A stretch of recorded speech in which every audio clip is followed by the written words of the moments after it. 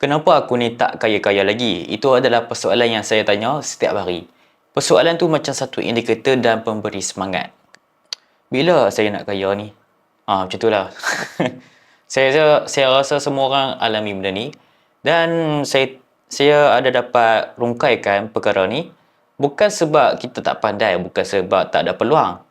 Bukan sebab orang lain yang lebih bernasib baik sebenarnya. Hidup kita tak kaya sebab kita masih betul ansur dengan versi yang berlemah tu, okey? Kita masih betul ansur dan masih sayang dengan habit yang lama dan versi yang lama tu. Kita masih rasa macam sayanglah kehidupan ni. Kita nak itu macam meletakkan limit pada kita. Kita nak berubah untuk menjadi yang lebih baik. Jadi macam sukar sangat. Sukar untuk berubah maju ke depan. Disebabkan kita terlalu betul ansur. Kita kadang-kadang nak maju ke depan, kita tak boleh ikut emosi sebenarnya. Dan masalah orang kita ada mentaliti terlalu selesa dengan apa yang ada sekarang ataupun kekal biasalah selama 10 tahun. Memang kebanyakan orang kita macam tu. Sebab tu kita susah nak kaya. Definisi kaya sebenarnya bukan kaya dari segi duit sahaja, okey? Kaya adalah bila kita ada masa untuk diri kita, badan yang sihat, badan yang kuat, minda yang tenang, pilihan dalam hidup, okey? Kita ada banyak pilihan tanpa ada halangan. Itulah definisi kaya yang selain daripada duit. Kalau kita ada 10,000 dalam bank tapi badan sakit, kita letih, kita mental burn out dan tak ada masa untuk family, itu bukan kaya, itu adalah penjara dalam bentuk gaji. Okey, penjara dengan gaji. Maksudnya kita jadi hamba kepada gaji. Kita tak boleh macam tak mau main kerja hari ni. Tapi sebenarnya kita kena main untuk mencapai duit tu. Tapi itulah itu masalahnya. Kalau kita kaya, kita tak perlu pun keluar pergi kerja. Sebab duit akan mengalir dengan sendirinya. Itu namanya cash flow yang pasif lah. Sebab ramai yang kerja angka tapi mereka tak bina asas. Okay? Basic tak membina. Ramai yang kejang duit tapi basic tak ada. Itu masalah yang saya perasan lah. Apa yang masalah sebenarnya? Masalah sebenar kita bukan kurang peluang. Masalah kita adalah kurang disiplin sebenarnya. Masalah orang kita memang disiplin kita out. Kita terlalu ikut emosi dalam buat pembelian. Nak buat sesuatu semua ikut emosi. Kita tahu apa yang kita perlu buat. Macam kita tahu kita kena buat apa pagi tu. Bangun awal, solat subuh apa semua. Tapi kenapa kita tak nak buat? Okay? Belajar skill baru, exercise, jangan makan. Benda tu memang sepatutnya kita buatlah hari-hari kan. Tapi kita tak boleh buat secara konsisten. Dan kehidupan tak respon pada niat. Ia respon pada tindakan yang berulang.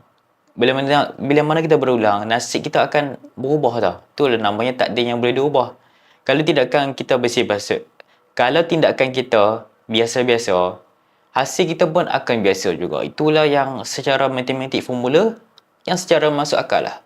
Lagi banyak kita buat tindakan yang luar biasa dan result semestinya luar biasa. Secara simple, itulah saya boleh pemudahkan. 4 perkara wajib lah kalau kita nak hidup kaya yang saya study. Kalau kita serius nak upgrade hidup, fokus pada 4 benda ni. Kawal pagi, okey? Kawal pagi kita tu. Pagi tu kita kena kawal. Macam kurangkanlah main phone dulu. Bangun-bangun pagi tu jangan main phone sangat. Hidup kita dah kalah dah. Bangun-bangun main phone dah kalah dah. Okey? Bangun pagi first kali kena minum air dan gerak badan dan rancang hari tu, merancang untuk hari tu sebelum tu, okay? Malam tu kita dah rancang dan kita melaksanakan. Disiplin pagi sama dengan momentum. Yang kedua, kita tak gagal bukan sebab tak cukup usaha. Kita gagal sebab terlalu banyak benda kita buat. Bisnes sikit, trading sikit, konten sikit, gaming banyak. Orang berjaya buat satu benda sampai jadi. Bukan 10 benda separuh jalan. Itulah orang kata buat sampai habis. Yang ketiga, jaga tenaga bukan masa. Masa semua orang ada 24 jam. Tapi tenaga kita tak sama. Kalau tidur 4 jam, makan sampah, tak exercise, kita mungkin ada masa tapi tak ada tenaga untuk execute. Ni tak jaga makan, benda tu akan rugi lah kan.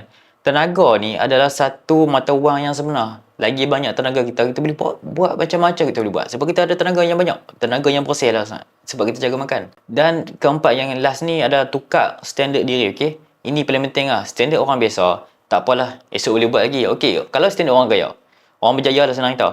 Kalau aku kata aku buat.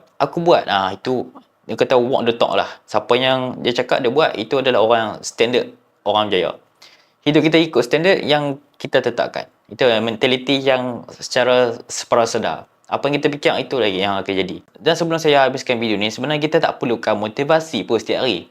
Yang kita perlukan adalah identiti yang baru. Berhenti fikir, aku nak jadi disiplin. Dan mula berfikir macam ni. Aku jenis orang yang disiplin. Nampak tak konsep tu? Okay? Dia macam mentaliti yang kita mengajak diri kita, aku jenis yang disiplin, notah. Macam tu, dia akan main psikologi sikit lah. Identiti ditentukan dengan tindakan. Tindakan tentukan hasil. Hasil tentukan hidup. Kalau kita masih identify sebagai orang malas, hasil kita akan ikut. Dan result kita, result orang malas. Nampak psikologi dia tu? Kehidupan kaya ni bukan datang dari harapan sebenarnya. Ia datang daripada standard yang tinggi. Yang kita paksa pada diri kita yang kita boleh, okey? Tak perlu sempurna, tak perlu konsisten. Kau nak hidup biasa ke nak teruskan macam sekarang ni, okey? Itulah persoalannya. Nak hidup luar biasa, naikkan standard. Nak luar biasa ni semua benda kena naikkan. Circle ke apa ke, mentality ke, semua kena naikkan standard.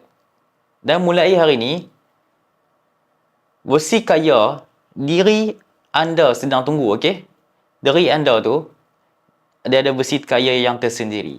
Soalan dia cuma satu. Nak jadi macam dia atau tak? So, apa pendapat anda tentang kekayaan dalam hidup ni? Tulis di ruangan komen.